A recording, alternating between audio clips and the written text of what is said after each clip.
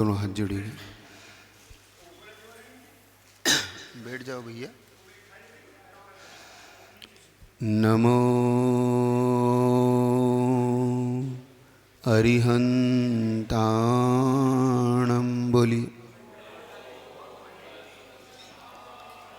नमो सिद्धाणं, नमो आयर्याणं, नमो वज्झायाणं,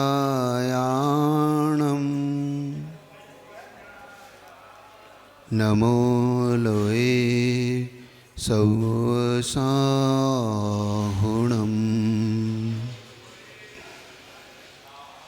ऐसो पंच नमो यारो सौ पावपणाशणो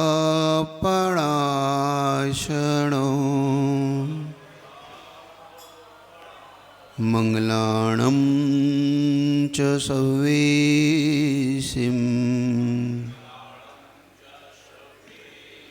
परमं हवै मंगलम्, परमं हवै मंगलम्, परमं हवै मंगलम्। मोक्षमार्गस्य नेतारं भेत्तारं कर्मभूभृतां ज्ञातारं विश्वतत्त्वानां वन्दे तद्गुणलब्धये। बोले अतिशिकारी चिंतामणि पार्श्वनाथ भगवान की, मूल नायक नेमिनाथ भगवान की, जगत पूज गुरु और विद्यासागर जी महाराज की, लवीर सागर महाराज की।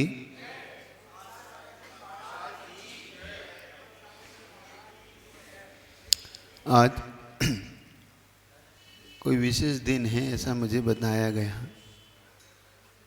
अब आपके लौकिक उसमें है, आज मदर डे है। आज कौन सा दिन है? मदर डे, माँ का दिन। साल में एक बार आता है ना।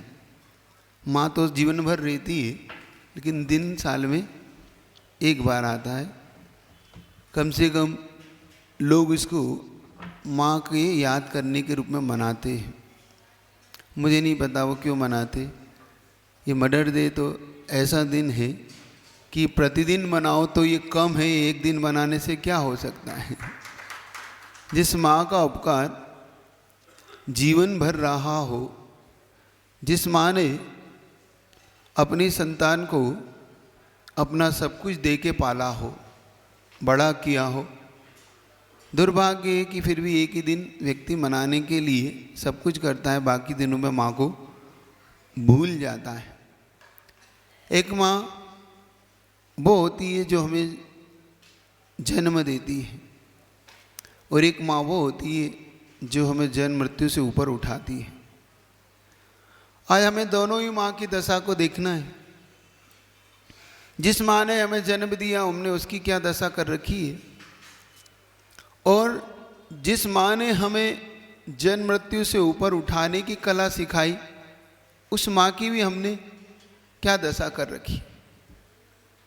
दोनों की तरफ जब देखते हैं तो बड़ा आश्चर्य होता है कि जीवन में व्यक्ति जिस उपकारी माँ की शरण में रहा, जिस उपकारी माँ की दूध पीकर बड़ा हुआ, क्योंकि माँ का ही एक ऐसा उपकार होता है जो बच्चे को ये सारे संसार में धरती दिखाती है।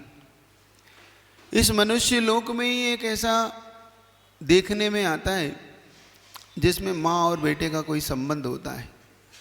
देवों में नहीं होता है ये संबंध, देवताओं में वो संबंध नहीं पाया जाता, नरकों में तो कल्पना ही नहीं है उसकी। तो मनुष्य लोक इस नरलोक में ही पाया जाता है, चाहे तिर्यंच की माँ हो, चाहे मनुष्य की माँ हो। पशु पक्षी भी एक अपनी माँ के प्रति उपकारी होते। देखना किस प्रकार से पशु पक्षी अपनी माँ के प्रति उपकारी होते हैं, उपकार के भाव से भरते हैं। गजब की चीज है कि तिर्यंचों में भी एक एहसास होता है। अभी मनुष्य की चर्चा बाद में करता हूँ, पहले आपको मैं तिर्यंच से उठाता हूँ, क्योंकि हो सकता है अपन मनुष्य से शिक्षा ना ले पाए, हो सकता है मनुष्य तिरंच से शिक्षा ले ले। आज का दिन बड़ा गहरा है, लेकिन कुछ पुण्यशाली है, मुझे ऐसा लग रहा है कटनी में, जिनके सुनने में ये दिन है, जिनके भाग्य में ये दिन गया।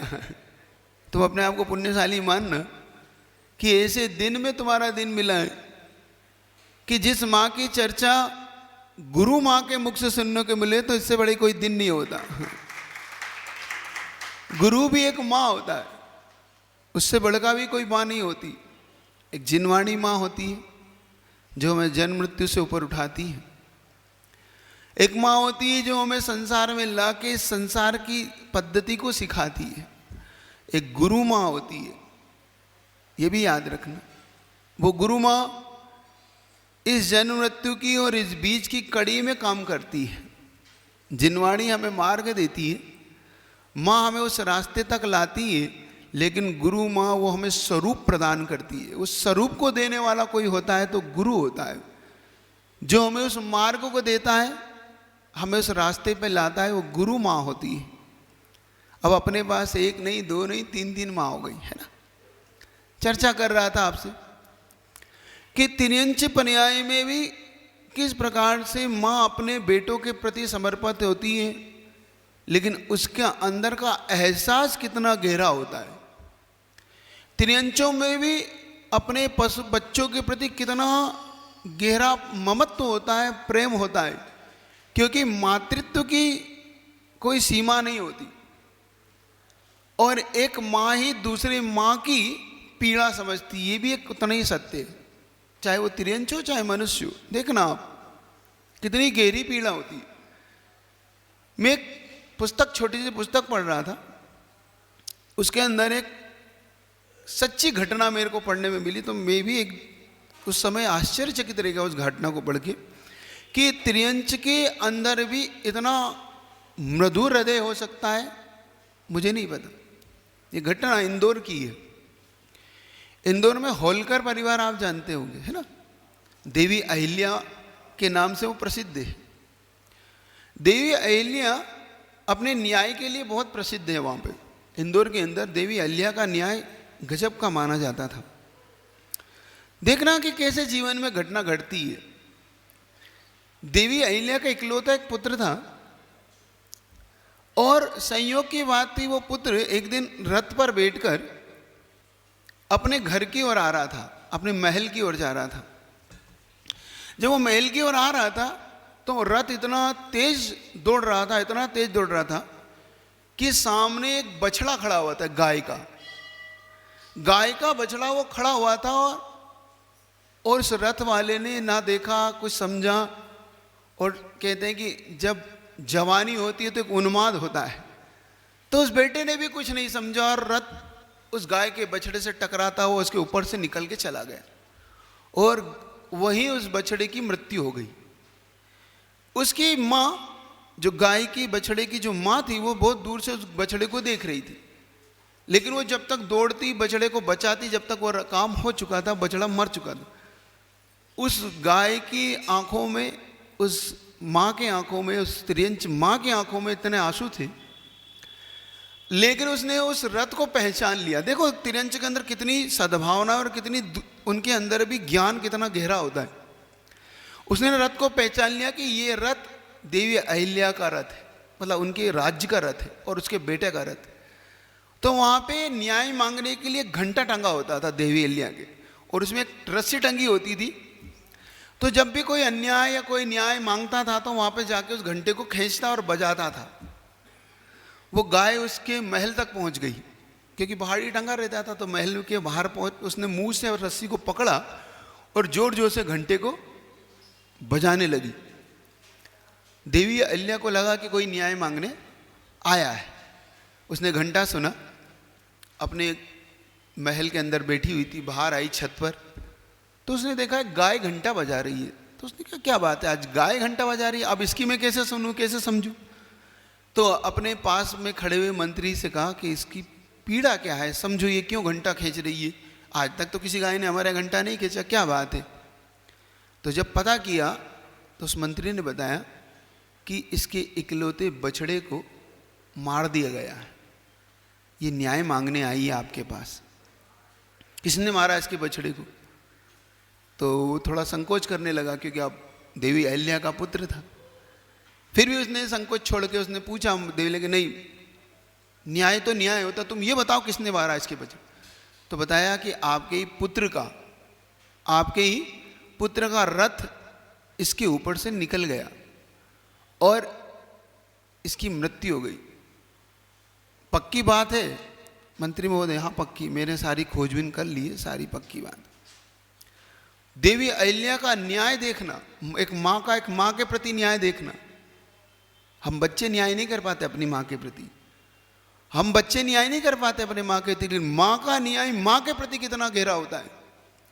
उसने कहा मेरे बेटे को भी उसी जगह पे खड़ा करो जहां पे रथ, इस बछड़े की, इस माँ का बछड़ा, गाय का बछड़ा मरा है, और रथ इसके ऊपर से निकलेगा। अब देखना न्याय, मेरा उसका बेटा मरा है तो सजा यही है कि मेरा बेटा भी ऐसा ही मरेगा जैसे इसका बछड़ा मरा। लोगों की आत्मा कांप गई कि इतना गहरा न्याय, ऐसा भी न्याय हो सकता है कि अपनी सगे पुत्र को भी, और रथ और वास्तव में वह खड़ा, कोई इसमें कोई कोताही नहीं। उसने कहा कि जिस सजा को अगर कोई भी इसमें कोई हस्तक्षेप करेगा तो उसे भी इससे ही दुगनी सजा मिलेगी। अब किसी ने हस्तक्षेप नहीं करा। मंत्री ने कहा कि कोई बात नहीं, अपन गाय दान कर देंगे, हम और कुछ दान कर देंगे, इस गाय के लिए और कुछ कर देंगे। नहीं, न्याय ही होगा, चाहे तिर्यंच का हो चाहे मनुष्य का हो। खड़ा करो इसको। सगा बेटा, इकलौता बेटे को खड़ा कर दिया गया, रथ दौड़ाया गया। देखना आप, अब तिर्यंच को न्याय मिल गया, उस गाय को न्याय मिल गया। गाय कितनी संतुष्ट, उसने, गाय ने जैसे ही देखा कि इसके ऊपर रथ चढ़ने वाला है, वो गाय दौड़ के बीच में आ जाती थी। यह ओरिजिनल घटना है, आप पढ़ लेना। और जब देवी अहिल्या के जीवन का चरित्र पढ़ोगे तो ये आपको घटना पढ़ने को मिलेगी। वो गाय जैसे ही रथ उस बच्चे के बीच में होता था थोड़ी दूरी पर, तो वो जाके उस बीच में खड़ी हो जाती थी और रथ को रोकना पड़ता था और गाय को फिर हटाना पड़ता था। फिर गाय को हटाया जाता था, फिर रथ आता था, फिर गाय बीच में आ जाती थी।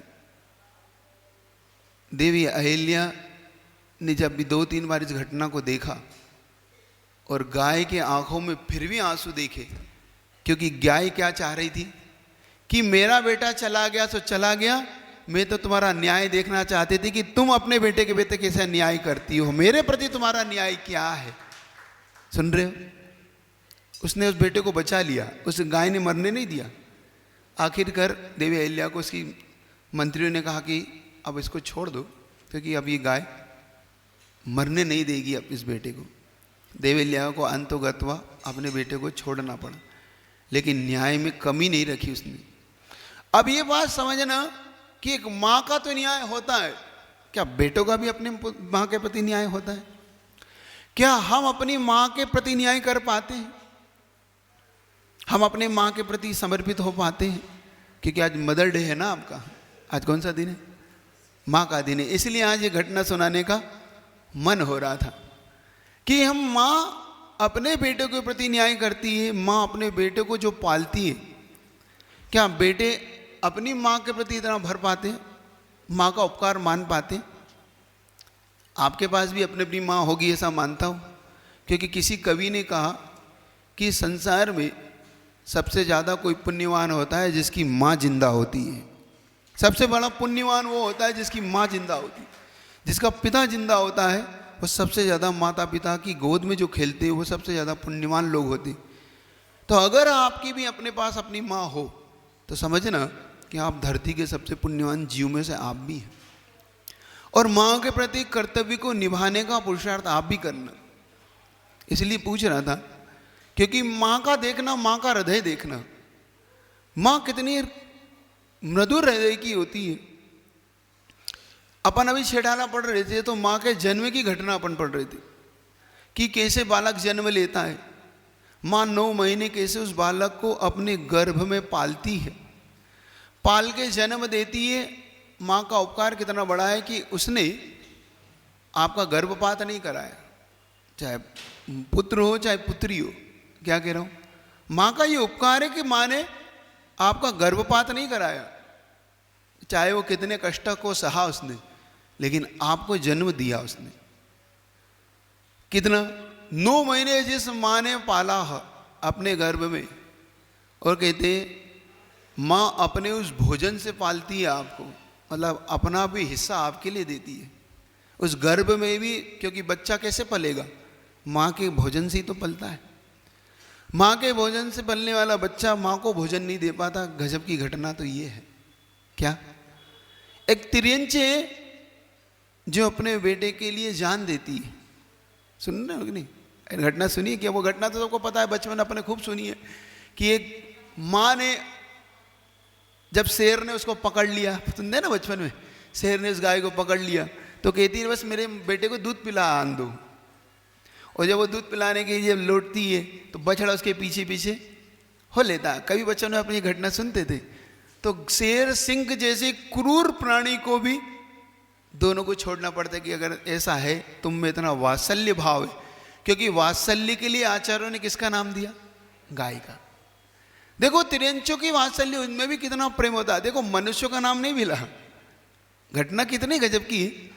इस मदर डे पे कोई समझने का पुरुषार्थ करना, इस आज दिन को समझना, क्योंकि ये दिन आपको हो सकता है साल भर के लिए, क्योंकि आप एक दिन मनाते हो, लेकिन अगर समझ में आए तो उसको साल भर मनाओगे।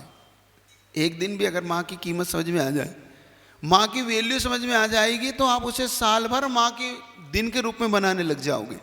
और नहीं तो एक दिन मना के माँ के पैर छू के, माँ के चरण छू लिए, माँ के पैर धो लिए, गंधोदक सिर पे लगा लिया माँ का, और हो गई फिर। और भी साल भर गालियाँ दे रहे, माँ को रोटी नहीं देते, भोजन नहीं देते। विडंबना है ये, कितनी विडंबना है। एक तिर्यंच अपने बेटे के लिए जान देती है, और एक बेटा भी उस माँ के लिए, उस गाय के लिए जान देने के लिए सिंह के मुंह में चला गया। लेकिन विडंबना है मनुष्य के पुत्रों की, तिर्यंचों की नहीं। अब देखो मनुष्य के पुत्रों की, यार 2 भाई हों और थोड़े बड़े हो जाते हैं तो जायदाद बढ़ जाती है, बढ़ जाती, और जायदाद के साथ साथ माता पिता भी बढ़ जाते हैं। विडंबना, कितनी गहरी पीड़ा होती होगी कि एक पुत्र 2 पुत्रों के बीच में जब जायदाद बढ़ती है तो माता पिता भी बढ़ जाते, बढ़ते कि नहीं बढ़ते। और विडंबना तो और इतनी गहरी हो जाती है कि माता पिता को, जिन्होंने जिंदगी भर 7 फेरे लिए, जिंदगी उस 7 फेरे लेके कसम खाई थी कि हम एक साथ रहेंगे, लेकिन अपने पुत्रों के कारण उन्हें भी अलग अलग हो जाना पड़ता है। रखते नहीं, साथ में नहीं पाल पाते। जिस माँ ने 9 महीने पाले उस माँ को नहीं पाल पा रहे है। जिस माँ ने 5-5 पुत्रों को पाला, 5 पुत्र मिलके भी माँ को नहीं पाल पाते हैं। ये कह रहे हैं कि 10-10 भी होते, हाँ होते थे, वो समय भी था कि 10-10, 12-12 पुत्र होते थे, एक माँ के होते थे, वो भी मिलके माँ को नहीं पाल पाते। एक कवि ने बहुत अच्छी घटना सुनाई थी, वो मुझे आज के दिन सुनाने का मन है। उसने कहा कि एक विधवा माँ के 2 बेटे थे। जब जायदाद बटी तो माँ भी बढ़ गई, लेकिन दोनों माँ को नहीं लेना चाहते थे। जायदाद तो लेना चाहते थे, पिता की जायदाद को तो बांट लिया, लेकिन अब माँ को कौन रखेगा, माँ को कौन रखेगा। तो उसने कहा ऐसा करो, माँ को 15 दिन तुम, 15 दिन माँ मेरे यहाँ आओगी, 15 दिन माँ तुम्हारे यहाँ आओगी, और 15 दिन माँ मेरे यहाँ आओगी। लेकिन जब 31 का महीना होता था तो माँ को एक दिन उपवास करना पड़ता था। जिस महीने में 31 का महीना होता था उस दिन माँ को, क्योंकि 15 दिन उसने खिला दिया, 15 दिन उसने खिला दिया, अब 16वें दिन, अब महीना बीतेगा सो माँ को मिलेगा। उस दिन माँ को उपवास रखना पड़ता था। जब कवि ने ये घटना सुनाई तो लगा देखो ये मनुष्य के पुत्र है, ये मनुष्य की संतान है, कहाँ एक तिर्यंच की संतान और कहाँ एक मनुष्य की संतान। इसलिए कह रहा हूं कि हम किस दौर में जा रहे हैं, हम किस ओर बढ़ रहे हैं। आप विचार करना, चिंतन करना इस बात को लेके कि माँ की कीमत क्या होती है। उससे बढ़ के जिनवाणी माँ की कीमत क्या होती है ये भी समझ लो। क्योंकि माँ ने तो हमें संसार का मुख दिखाया, हमें संसार की ओर बढ़ाया, लेकिन संसार से किसने ऊपर उठाया? तो माँ जिनवाणी ने हमें बढ़ाया। उसके बीच में कड़ी में हमें गुरु माँ मिलती है ना, गुरु मिलते हैं। अपने जीवन में वो गुरु माँ जिसके पास होती है, उसका जीवन अब और ऊपर उठता चला जाता है। क्योंकि जैसे बचपन में अपन कोई फिक्र नहीं करते थे, क्योंकि हमारी फिक्र करने वाली कौन थी? माँ थी।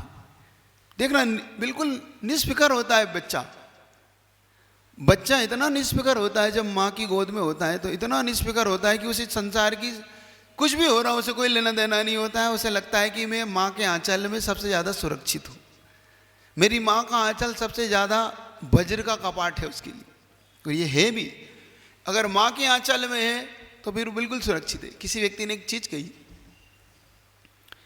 कि बच्चा जब माँ की गोद में होता है तो हंसता है, होता है ना? बच्चा जब माँ की गोद में होता है तो हंसता है, लेकिन माँ जब उसे ऊपर उछालती है तब क्यों हंसता है? जब माँ की गोद में होता है तो सुरक्षित होता है, हंसता है, लेकिन बच्चे को जब माँ ऊपर उछालती है तो क्यों हंसता है? तो किसी ने जबरदस्त चीज कही कि बच्चा ऊपर जब उछलता है तो ऊपर उठता है इसलिए हंसता है, लेकिन जब नीचे गिरता है तो इसलिए हंसता है कि मेरी माँ नीचे हाथ पसारे हुए मैं गिरने नहीं देगी, मुझे इतना विश्वास, बस इसलिए हंसता है। इसलिए वो हंसता रहता है कि माँ की मुस्कान इसलिए वो प्राप्त करता रहता है। तो ऐसे ही जिनवाणी माँ भी होती है। जिनवाणी माँ भी हमें ऊपर उछालती है, कभी कभी इतना उछालती कि हम स्वर्ग चले जाते हो, और कभी ऐसा उछालती कि हमें मुक्ति ही मिल जाती है, हम मुक्ति ही चले जाते हैं। तो ये वो होती है जिनवाणी माँ। अब देखो, तुम्हारे पास अपनी माँ भी है और आत्म कल्याण के लिए जिनवाणी माँ भी है। तो आज अगर आपको ऐसा लगता है इस मदर डे पे कि अगर हमारे पास अपनी माँ है और माँ के प्रति कुछ कर्तव्य समझते हो, पिता के प्रति कुछ कर्तव्य मानते हो, तो तुम वो बेटे मत बनना कि तुम्हारी माँ एक दिन भूखी रहे। सब कुछ बांटना, जायदाद भले सो मिल जाए, लेकिन माँ मिले सो सबसे अच्छी। क्या? जायदाद मिले सो मिले, ना मिले सो ना मिले, लेकिन माता पिता मिले तो सबसे ज़्यादा धनवान मानना। क्योंकि हम जायदाद के चक्कर में माता पिता को छोड़ देते हैं। कोई नहीं रखना चाहता, सुनो और माँ की पीड़ा सुनो। और ये बात तो हम सत्य है, क्योंकि जब मैं यहाँ से हिसार गए थे, हम लोग हरियाणा घूम के आए, संयोग की बात थी। जब हम हरियाणा पहुँचे, गुरुदेव ने आज्ञा दी कि तुम लोग हरियाणा जाओ, वहाँ पे हासी है, वहाँ पे एक पुण्योदय तीर्थ क्षेत्र है, कुछ गुरुदेव के आशीर्वाद से बना। तो गुरुदेव ने देखा, देखो गुरुदेव ने कहा कि संकेत दिया, देखो 20-21 साल हो गए हैं, वहाँ पंचगणना नहीं हो रहा है और कोई संघ जा नहीं पाता है, तो तुम लोग उस तरफ निकल के उसका करो। संयोग की बात थी, हरियाणा के पास, हाँसी के पास हिसार है, हिसार जाना हुआ। हिसार में वहाँ पे एक बहुत अच्छे भव्य जी हुए, उन्होंने कहा, जैन है, उन्होंने कहा महाराज जी यहाँ पे एक मोक्ष आश्रम है, उस मोक्ष आश्रम में आप चलिए। हमने कहा ठीक है चलते।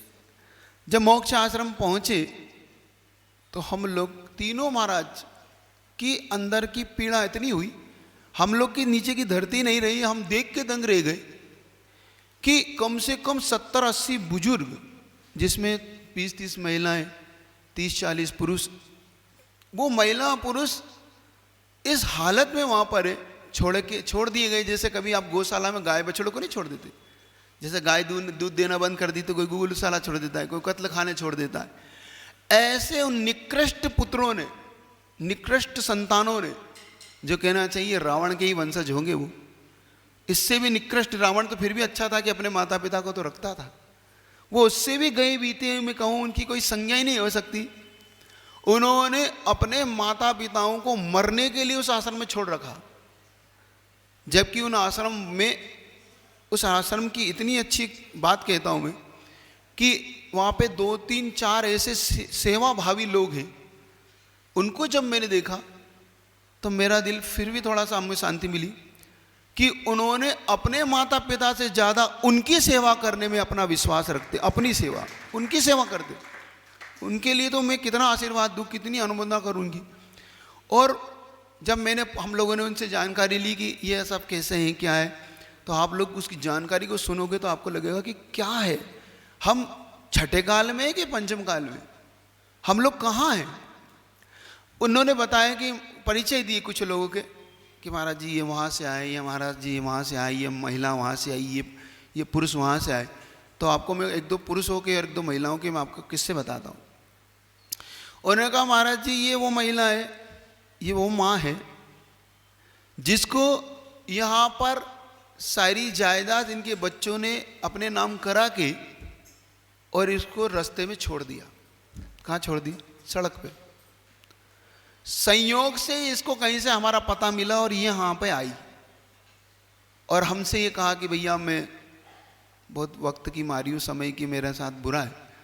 तो हमने पता किया तो इसकी करोड़ों की जायदाद थी और इनके बच्चों ने जैसे तैसे इनके अपने नाम करके और इसकी बहुओं ने इसके खाना देना बंद करके और कह दिया इनको कुछ सड़क पे छोड़ाओ। तो कहाँ छोड़ा है मालूम? बस स्टेशन पे। किसी बहाने से पहुँचे कि तुम्हें यात्रा वात्रा करने ले चलना, चलते हैं, और किसी दूसरे शहर में बस स्टेशन पर ले जाके और ख़ुद अपने घर। अब वो जितनी ज़्यादा पढ़ी लिखी थी नहीं, सो पूछते पूछते वो आश्रम पहुँची कि भैया कोई ऐसा हो जगह हो, तो वहाँ आके रही। उसका परिचय दिया। एक पुरुष का परिचय दिया, बिल्कुल बेड पे पड़ा, खाट पे पड़ा हुआ था और उसको बॉटलें चढ़ रही थी। हमने परिचय दिया कि महाराज जी ये इनके किस्से सुनो। हमने क्या हुआ? महाराज जी इनके बहू बेटे हमारे लिए कह के गई कि भैया 3 दिन के लिए इनको रख लो, हम थोड़ा सा बाहर जा रहे हैं तो हम इनको साथ नहीं ले जा पा रहे इस स्थिति में। और आज महाराज जी पूरे 8-9 महीने हो रहा है ये सुध लेने को भी तैयार नहीं। हमने उनके घर फ़ोन लगाया तो उन्होंने कह दिया कि आप वहीं रख लो, हम नहीं ले जा सकते, आप रख लो इनको। हमें लिख के दे गए कि हम नहीं रख सकते, हमने रख लिया। और सबसे बड़ी घटना जब हुई, जब हम वहाँ बिहार करके 1 महीना बाद आए तो उन्होंने कहा महाराज जी जिस व्यक्ति को हमने आपसे मिलाया था उसकी डेथ हो गई, मृत्यु हो गई। अच्छा फिर? लेकिन उन्होंने जो आगे की जो बात बताई वो आपके लिए भी हिलाने वाली ही होगी। उसने कहा कि महाराज जी जब इसकी मृत्यु हो गई तो हमने उसके घर फ़ोन लगाया कि भैया पिताजी की मृत्यु आपके हो गई है, आप आ जाओ तो अंतिम संस्कार कर देंगे। तो उसने स्पष्ट मना कर दिया कि मैं अंतिम संस्कार में नहीं आ रहा हूँ, तुम ही अंतिम संस्कार कर देना। लेकिन वो व्यक्ति धन्य है जिसने उस निकृष्ट बेटे को छोड़ के अपने कंधे पर उस बेटा बन के उसको मुखाग्नि दी उस व्यक्ति ने।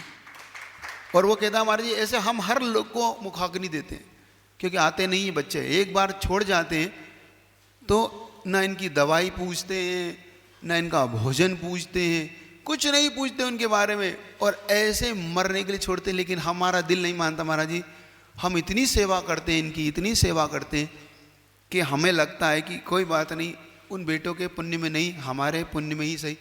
ऐसा पुण्य मान के हम वृद्धों की सेवा करते। एक मूलाचार में वृद्ध सेवा नाम का एक अधिकारी आया, वृद्धों की संगति करो। तो आज मदर डे पे आपको इतना ही कहना चाहता हूं कि कम से कम अगर आपके पास अपने माता पिता हो, क्या कह रहा हूं, आपके पास अपने माता पिता हो तो आज मन में ये संकल्प लेके उठना कि हम अपने माता पिता को कभी आश्रम नहीं भेजेंगे। आश्रम मतलब वृद्धाश्रम।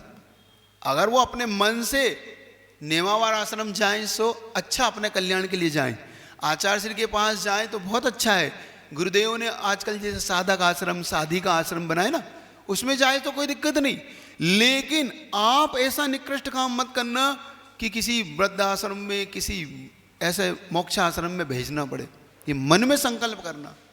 कर सकते हो कि नहीं? इतना भाव रख सकते हो कि नहीं? रख सकते हो ना, कि अगर माता पिता हैं तो हम अंतिम पल तक सेवा करेंगे।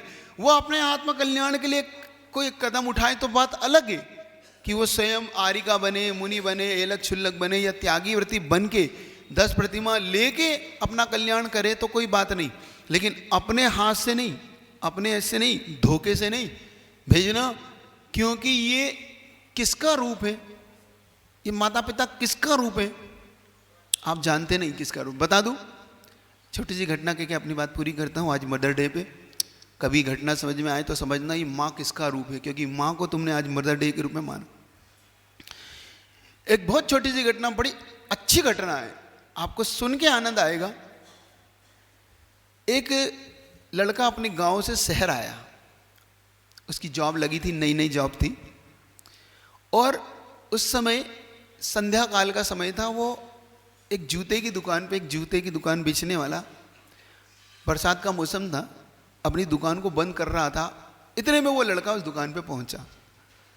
तो जूते की दुकानदार ने पूछा, कहिए भाई साहब, क्या आपके लिए क्या सेवा कर सकता हूँ? तो उसने कहा, आप मेरी माँ के लिए अच्छी सी चप्पल दे दो। क्या कहा उसने? मेरी माँ के लिए अच्छी सी चप्पल दे दो। उसने कहा हाँ ठीक है, कोई बात नहीं। उसने एक बात कही कि भाई अब तुम्हारी माँ की किस नाप की दे दूँ, अब नाप बताओ मुझे। तो उसने कहा भाई साहब मैं क्या बताऊँ, मेरी माँ ने जिंदगी भर चप्पल नहीं पहनी है, मैं कैसे बताऊँ कि मेरी माँ की क्या नाप है? क्योंकि वो जिंदगी से नंगे पैर ही रही। क्योंकि हम इतने गरीब हैं, हम इतने गरीबी से हैं कि माँ ने कभी चप्पल नहीं पहनी। और किसके खातिर नहीं पहनी? मेरे खातिर नहीं पहनी। क्योंकि माँ चाहती थी कि तू पढ़ ले, लिख ले, मैं कैसी भी जिंदगी जी लूँगी, लेकिन तू कम से कम पढ़ लिख के अच्छा हो जा। और आज मुझे तब याद आया इस बात को लेके कि मेरी माँ जिंदगी भर चप्पल नहीं पहन पाई, नंगे पैर घूमी। इसलिए याद आया कि जब मेरी नौकरी लगी, क्योंकि मेरी नौकरी आजकल में लगी है, और मेरी जब नौकरी लगी तो मेरी माँ कहती, देख बेटा अच्छे जूते पहन के जा, तो नौकरी पे जा रहा है, तेरी नौकरी है तो अच्छे जूते पहन ले। तब मुझे याद आया कि मेरी माँ जिंदगी भर चप्पल नहीं पहनी और मुझे जूता पहनने की कह रही। तो मैंने कसम खाई कि अब जब पहली तनख्वाह मिलेगी तो उससे मैं माँ के लिए चप्पल जरूर लाऊंगा। तो आज मेरे मन में है कि मैं माँ के लिए चप्पल ले जाऊं। तो उस चप्पल वाले ने कहा, भाई एक काम करो, अब नाप नहीं है तो तू कुछ अंदाज ही बता दो मुझे। तो उसने कहा हाँ मैंने अंदाज बनाया। उसने ऑफिस में एक ऐसी अंदाज से कि इतनी बड़ी माँ का पैर होगा, उसकी एक साइज बनाई कि इस साइज की, और नहीं हो तो इस साइज की दे दो कम से कम। मेरा ऐसा अंदाजा है कि ये माँ के पैर का साइज होगा। तो वो दुकानदार इतना प्रभावित हुआ कि उसने कहा कोई बात नहीं, ये एक जोड़ी ले जाओ और एक जोड़ी मेरी तरफ से ले जाओ। एक जोड़ी तो तुम अपनी तरफ से ले जाओ और एक जोड़ी चप्पल मेरी तरफ से माँ को देना, मेरी तरफ से। उसने कहा कि क्यों नहीं, दे देना माँ को, तुम्हारी माँ ने जिंदगी भर नहीं पहनी। मैं सुन के इतना, तो वो उसने पूरा पैकिंग कर दी, 2 जोड़ी रख दी। लेकिन जाते जाते उस दुकानदार ने कहा, हो सके तो वो नाप मुझे दे दो, वो जो चप्पल का नाप है ना वो मुझे दे दो, बस इससे ज़्यादा मुझे कोई कीमत नहीं चाहिए, उस चप्पल की कीमत नहीं चाहिए। तो एक जोड़ी ले जाओ और एक जोड़ी मेरी तरफ से ले जाओ, लेकिन हो सके तो ये जो पैर का नाप है मुझे दे दो। उसने कहा ठीक है आप ले लो। और वो चला गया। इतने में दुकानदार में एक और वर्कर था। उस वर्कर से कहता है, सुनो ये चप्पल का नाप तुम पूजा घर में रख लो। कहाँ रख लो?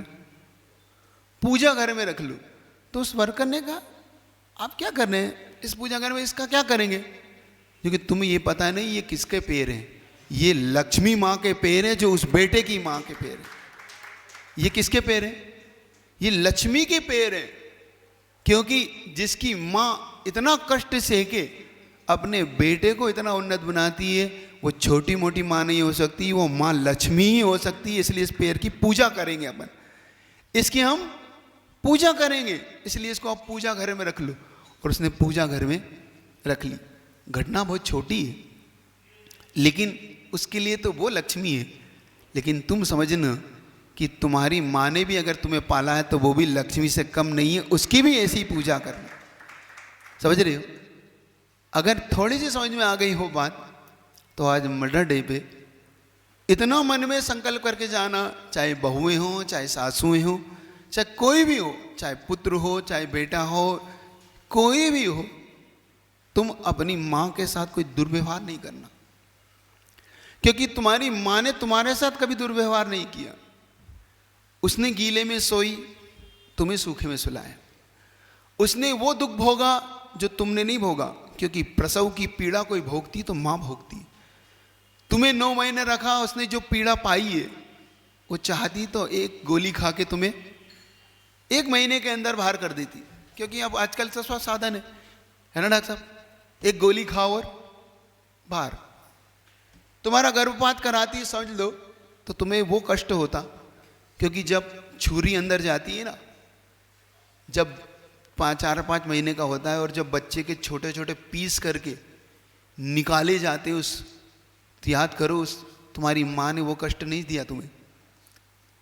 तुम बाहर आए, बाहर आने के बाद माँ ने तुम्हें अपना दूध पिलाया। क्या दूध पिलाया मालूम? क्योंकि अगर दूध पिलाती है तो वो अपना नूर खोती है। नूर समझ रहे हो? उसका अपना जो चेहरे का तेज होता है, उसकी फिक्र नहीं करती अपने चेहरे की, कि नहीं मेरा बेटे का तेज बढ़े, मेरा बेटे का तेज बढ़े, मेरा बेटा स्वस्थ हो, बस इसलिए वो दूध पिलाती है।